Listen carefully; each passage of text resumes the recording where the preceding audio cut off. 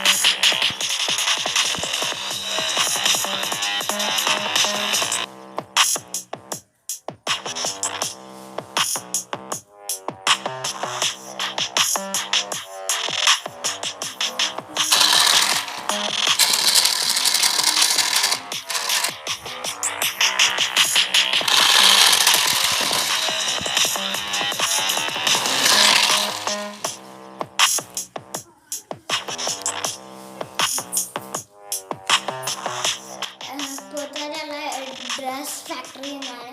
അതിൽ കുട്ടികളുടെ ടോയ്സ് ഉള്ള സ്ഥലത്താണ്.